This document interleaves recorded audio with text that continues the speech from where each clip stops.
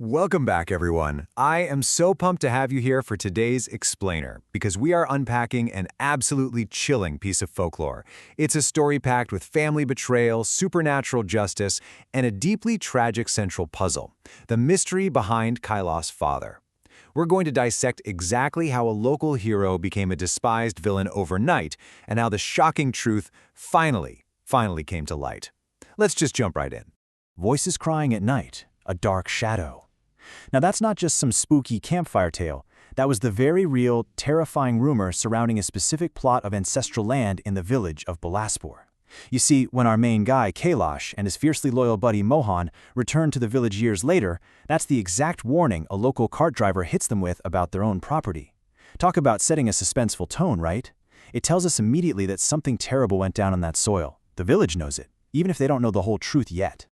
So that brings us to the massive question at the heart of our analysis today. What really happened to the beloved teacher of Bilaspur? This teacher was Kailash's father. By all accounts, a man who helped everyone, deeply respected by his whole community. But then, one stormy night, he just vanishes without a trace, and he leaves behind this horrific legacy. I mean, how does a literal pillar of the community just disappear and become entirely despised overnight? It's a wild turnaround. Well, to figure that out, we gotta look at the inciting incident. Years after being exiled from Bilaspur, Kailash is living out in Mohanpur, and out of nowhere, he gets a letter from his estranged uncle Hari. And it's a desperate plea. Uncle Hari claims his son, Naveen, has cancer. He's literally begging Kailash to sell their vacant ancestral land back in Bilaspur to pay for the medical treatment. It's an emotional gut punch, right? It forces Kailash to face his past and the very piece of land that destroyed his family's reputation in the first place. This whole situation brilliantly highlights the core conflict of our story. We've got this insane divide. On one side, the reality. Kailash's father was a beloved teacher whose ultimate dream was to donate his land to build a government hospital for the poor. On the flip side, the myth that replaced him: an accused trafficker, a criminal fugitive, a man who brought absolute disgrace to his wife and young son. It's this unbelievable contrast that forced Kailash and his mom to flee to Mohanpur, living in shame for a crime that honestly never made any sense. Okay, so let's break down exactly what the village was told happened. The prevailing myth goes like this. The tragedy kicks off on a night of really heavy rain. Uncle Hari runs to the house claiming he busted a local girl trafficking ring. So the father rushes out into the storm to help. Standard hero stuff, right? But the next morning, Uncle Hari comes back with a devastating story. He claims the father was actually the ringleader. And supposedly, because the police found out, the father fled the village to escape justice. The village bought this lie hook, line, and sinker. They violently turned on Kailash and his mother, forcing them into a heartbreaking exile. Now, despite all that trauma, Kailash makes a pretty remarkable choice. After he gets that letter about his cousin's cancer, he figures that his dad, a guy who always put others first, would totally want the land sold if it meant saving a life. So, acting out of pure benevolence, Kailash, along with Mohan, travels straight back to the village that kicked him out to sign the papers. He's honoring his dad's true spirit, even while the rest of the world thinks his dad was a monster. But man, the second they arrive, the vibe just totally shifts. That initial eerie warning we talked about, it comes rushing back with this undeniable layer of dread. Don't buy it. There is a wandering soul here. The locals are absolutely terrified of this ancestral plot. They claim to hear crying. They see a dark shadow. This is way beyond idle gossip. It's a massive red flag that the land holds a dark, unresolved secret, and that secret is desperately trying to make itself known. And the tension only ramps up once they actually meet Uncle Hari, because his behavior? Super odd. He won't take Kailash to the hospital to see his allegedly dying cousin. Instead, he just brushes them off, makes all these sketchy excuses, and aggressively insists that they just need to sign the land papers right then and there so he can sell it to some brokers. I mean, for a guy whose son is supposedly at death's door, he is way too focused on real estate paperwork. Which leads to our next massive turning point. Why is Uncle Hari sneaking out to the ancestral land at midnight? Kailash and Mohan, who are understandably having trouble sleeping with all these bad vibes, notice Hari slipping out into the dead of night. And where is he heading? Straight to that supposedly cursed piece of property. Naturally, Kailash and Mohan aren't just going to sit there, so they follow him out into the dark. And what they find is just a masterclass in dramatic irony. Hiding in the shadows, Kailash listens in as his uncle meets up with some local thugs. Then, Uncle Hari drops this absolute bombshell. He says, "Looks like my death is at your hands, just like I killed your father." Boom. In one horrifying sentence, the entire truth just unravels. There's no cancer. The cousin is fine. Uncle Hari is actually drowning in debt. And worst of all, he is the one who murdered Kailash's dad all those years ago. So now we finally have the terrifying true timeline of what went down that stormy night. The uncle showed up faking a panic about a trafficking ring.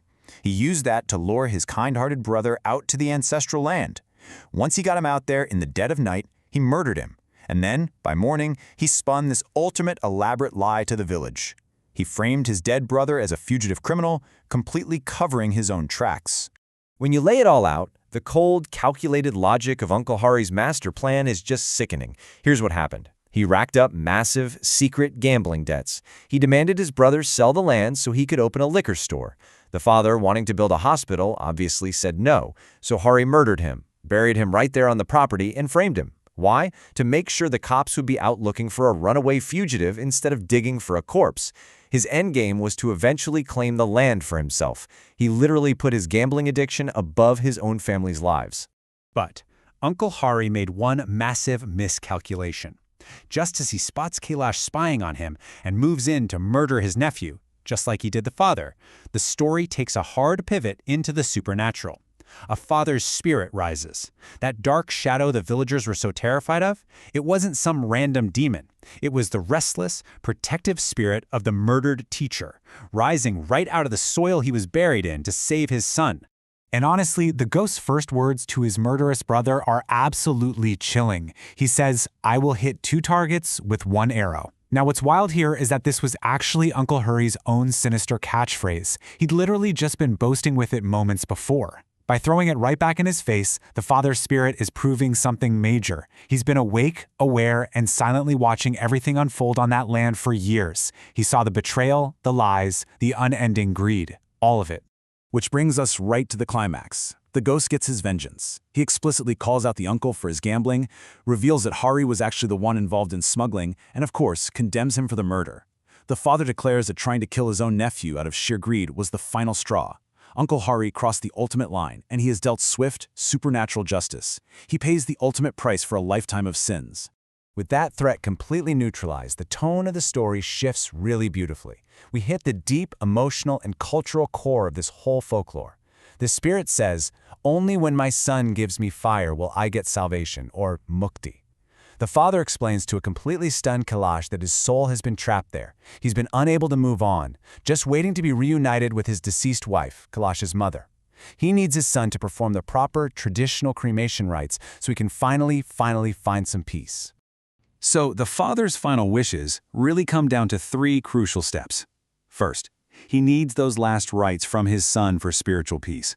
Second, and this is so important, he wants Kailash to fulfill his original dream of building that government hospital on the land. And third, he tells Kailash to trust in the loyalty of true friends like Mohan, the guy who stood by him when his own blood betrayed him. Think about that. Even in death, after a horrific betrayal, the father's desires aren't about endless revenge. They're entirely about healing and protecting his community. And that brings us full circle to a really powerful realization. A hospital, not a curse. That haunted, feared piece of land is finally going to be transformed into a place of healing. By building this hospital, Kailash isn't just closing a real estate deal, he is fully vindicating his father's tarnished name. The truth is finally out there, and the teacher of Bilaspur is going to be remembered not as a trafficker, but as the absolute hero he always was. I want to leave you with a final kind of provocative thought to ponder today. Are the greatest sacrifices in life often made in total silence? Kailash realizes that a father's love often operates quietly, totally unseen, bearing heavy burdens without ever demanding recognition. His dad literally waited in the silent dark for years just to protect his boy one last time. It's a deeply moving reminder for all of us to appreciate the silent sacrifices of the people who love us. Thank you so much for joining me for this explainer. I hope you found this breakdown as fascinating as I did. Keep learning, keep questioning, and I'll catch you next time.